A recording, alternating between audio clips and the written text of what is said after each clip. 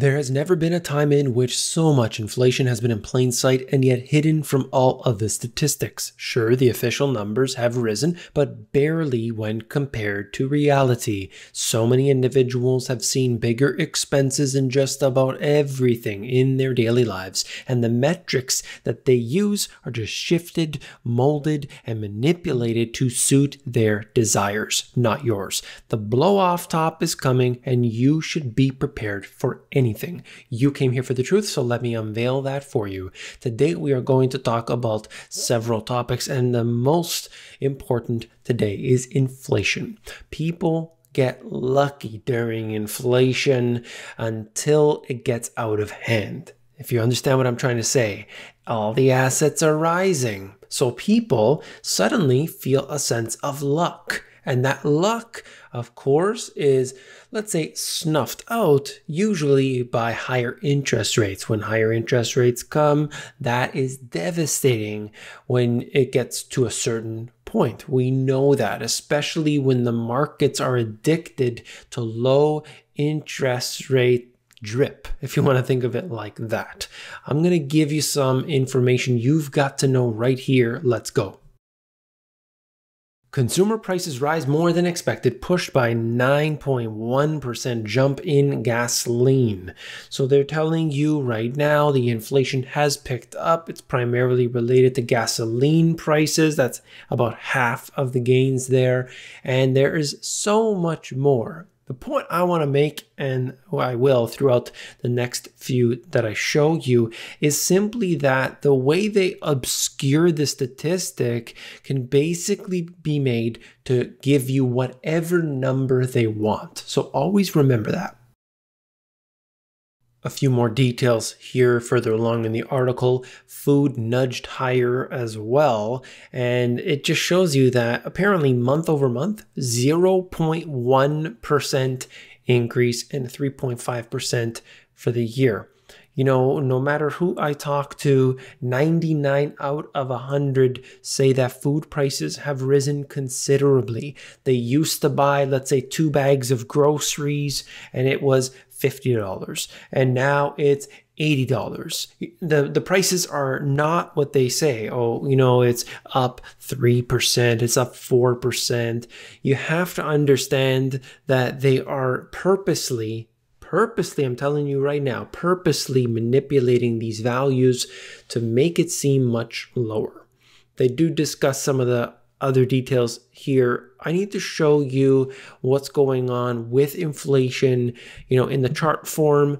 That's right here. You could see that it has been rising over the last year, and you have to understand what's been going on underneath all of this. You see, they're going to tell you that it's because of stockpiling that created a problem. That's why inflation has picked up.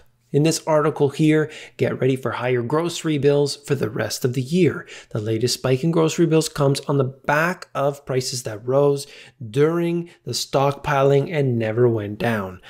This is what they keep saying. It's the supply chain issues. It's the broken supply chain that's the problem. But of course, they never want to discuss the obvious truth, and that is the Federal Reserve. The Federal Reserve didn't start printing money and immediately the effects are present. No, they've been printing an excessive amount of money, and the stimulus has been going on from the government.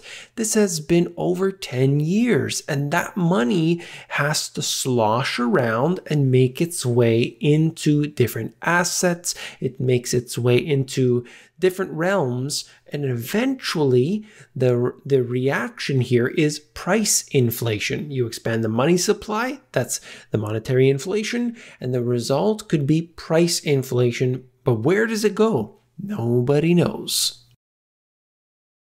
You're not going to be able to predict exactly what will go up, but you know that the more they print, the worse things will be for the average person. This is part of their manipulation. This right here from the street, you could see medical inflation. The CPI seriously underweights medical expenses by averaging in Medicare and Medicaid. Healthcare services make up 17.75% of the PPI, but only 6.97% of the CPI. Ask anyone who buys their own medical insurance how fast rates are really rising. Energy, they're saying here, motor fuel is only about 3.76 of the CPI. Even still, the 9.1% spike in gas contributed to about half of the monthly increase. Looking for inflation, it's easy to have, quote, low inflation when you don't count housing and undercount the cost of medical care. This is exactly the case we have today. People need to get real. People need to understand what all of this is made to do. It's to obscure the truth. This is a Bloomberg article that was actually quite critical of the way that they are measuring inflation. Indeed, much of the debate about inflation over the past 25 years has revolved around attempts to create new measures of the CPI, especially the so-called chained CPI that fully embrace constant utility definitions. Invariably, these measures show something that is always useful to one side or the other. Lower rates of inflation than conventional indexes. Just as the New Deal measures of CPI provided statistical ammunition for aiding the working class, chain CPI helps justify smaller annual increases in Social Security payments and other disbursements. That's what you need to know. They manipulate this because they know the Social Security is bankrupt and they have no choice but to keep these numbers as low as possible. They've already got serious deficit and debt problems. They can't grow out of them. They have to watch what they're doing, and so they obscure the data to make sure that that stays in line. Inflation is everywhere today. And while the debate is truly in, the price of Bitcoin has gone up 1,000% in a year. 1,000% in a year. Far surpassing what you will see in a lot of the big name stocks. There's no doubt about that. And go back even further, seeing the increase in general that's been happening over the past decade. You can take this one way or another. Is this pure speculation, or is this people running away from the dollar? There are two ways to look at it. I would love to hear your description of it in the comment section below. Here you can see the price right now, depending on when you're looking at it, but 63,641. If we go to the chart, this is over the last year. Hard to believe, but around this time it was approximately $8,000, $9,000. And it had come up from 3,000, if you remember, but it was in this range of, let's say, 8, 9, then 10,000 for many, many months. And anybody who bought in at that moment essentially 10x'd their money over this period. So for those who did that, certainly it was very profitable. And now for the Money GPS insight. This is what we're going to do now in every video to sort of wrap up what I just spoke about. The insight here for today is that we have inflation. And let me say, if you believe that there is inflation, then you know that asset prices are rising. And you can see specifically that this is moving money into places like cryptocurrencies, like the stock market, like real estate. And the way that this will be snuffed out is by higher interest rates. So the general consensus here is that until there is a trigger, until there is something that fails, this could very well continue to go higher. It doesn't go evenly. Certain things will certainly come down, but you know that in general, more money is basically finding its way into these different assets, whether that's Bitcoin, whether that's going to be your 7 shares of Amazon. The point is very clear that interest rates being low is certainly allowing the speculative boom to continue.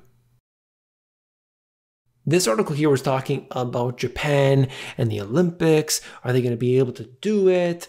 Well, I wanted to note this part here. Looking ahead, a broader assessment may be needed of how overall economic policies, including monetary, fiscal, structural, and deregulation policies could be brought to bear in realizing sustainable growth and achieving the 2% inflation target.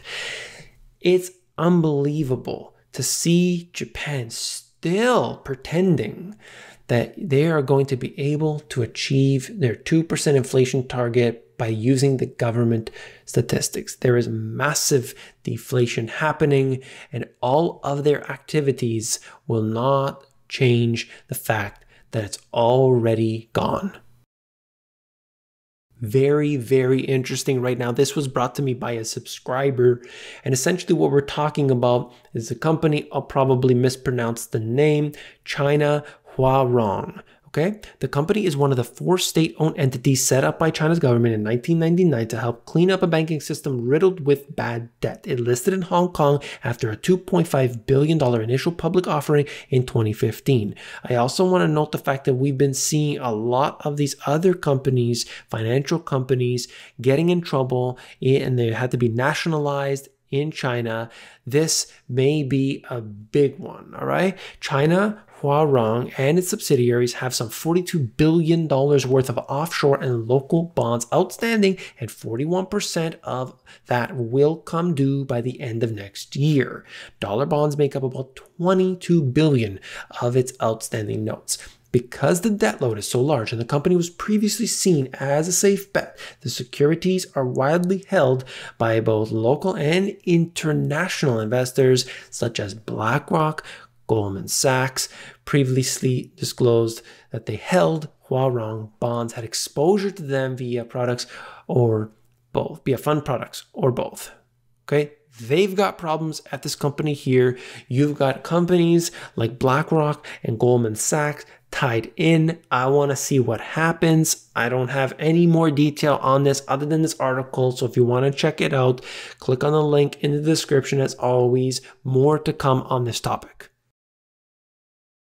Of course, one of the hardest hit companies with the whole Archegos fiasco was Credit Suisse. And apparently Credit Suisse is not done yet, selling more shares, 19 million shares of these particular companies. It looks like there is a significant drawdown in several names that were hooked into Archegos in one way. And then you've got Credit Suisse, of course, being sort of front and center. So look into this issue. It's certainly still going on. And there is the expectation that perhaps there are other big, hedge funds, family offices, whatever, that we don't know about yet, and this is all part of it. Because that information, we don't really know that Archegos, that it's affiliated. That really hasn't become public. It's sort of just, sources familiar with the matter kind of information. So stay tuned.